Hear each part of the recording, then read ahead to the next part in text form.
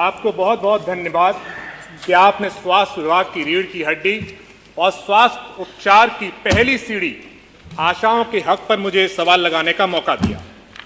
ये वही आशा है जो 1.5 लाख से ज्यादा हमारे प्रदेश के गांवों में सेवा देने का काम कर रही हैं। इनका 1.5 लाख से ज्यादा इनके परिवार हैं जो इस प्रदेश में रह रहे हैं। ये वही आशाएं हैं जिन्होंने मातृ मृत्यु दर को कमी लाने में विशेष योगदान दिया। और आदरणीय मंत्री जी ने अपने जवाब में कहा है कि उन्हें मानदेय 3,500 रुपया मिल रहा है। ये वही आशाएं हैं जिन्होंने चाइल्ड मृत्यु दर कम करने में विशेष योगदान दिया है, लेकिन उन्हें सिर्फ 3,500 रुपया मिल रहा है। ये वही आशाएं हैं जिन्होंने परिवार नियोजन को सफल बनाने में विशेष योगदान दिया है और उन्हें सिर्फ 3,500 रुपया मिल रहा है। ये वो नहीं, भूमिका तो बताएंगे वो तो ये वही आशाएं हैं जिन्होंने टीकाकरण को सफल बनाने में विशेष योगदान दिया है और उन्हें सिर्फ 3,500 रुपया मिल रहा है। ये वही आशाएं हैं जिन्होंने ई कवच अभियान को सफल बनाने में इस प्रदेश में विशेष योगदान दिया है, उन्हें सिर्फ 3,500 रुपये मिल रहा है। ये वही आशाएं हैं जिन्होंने आभा आईडी को सफल बनाने में विशेष योगदान दिया है और मंत्री जी सिर्फ 3,500 रुपये दे रहे हैं। ये वही आशाएं हैं जो हमारे गांव में पहला कांटेक्ट है जब कोई आदमी बीमार पड़ता है। ये वही आशाएं हैं जिन्होंने आयुष्मान कार्ड को सफल बनाने में विशेष योगदान दिया है और मिल रहे हैं सिर्फ 3,500 रुपये। ये वही आशाएं हैं जिन्होंने जननी सुरक्षा योजना को सफल बनाने में विशेष योगदान दिया है और मिल रहे हैं 3,500 रुपये। बाल स्वास्थ्य गारंटी योजना को, टीबी मुक्त योजना को सफल बनाने में विशेष योगदान दिया है, मिल रहे हैं 3,500 रुपये। सचिन को जरूरी थोड़ी कि 5 मिनट इन आशाओं को 5-5 किलोमीटर सर घूमना पड़ता है, जाना पड़ता है। इन आशाओं को कभी कभार जिले की मीटिंगों में, सीएमओ की मीटिंग में, सीएससी की मीटिंग में अपना पैसा खर्च करके जाना पड़ता है।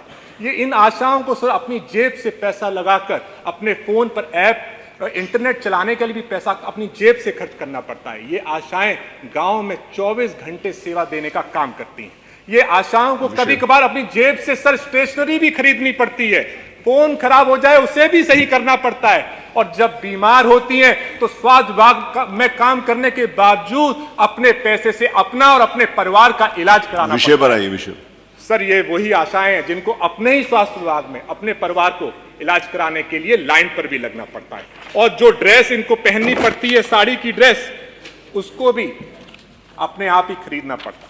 ये वही आशाएं हैं सर जिन्होंने कोविड काल में विशेष योगदान दिया और 19 माह का उनका जो मानदेय था, जो सरकार ने वादा किया था, वो भी नहीं दिया, सिर्फ 3 माह का दिया। तो मेरा सर, और हम लोग जीरो पॉवर्टी अभियान की भी बात करते हैं सर। प्रश्न पूछ हमारे वित्त मंत्री सर, मेरा सर 3 ही मिनट हुआ है, मैं बहुत अपने समय पे खत्म करूंगा सर। जीरो पॉवर्टी अभियान की भी बात करते हैं सर।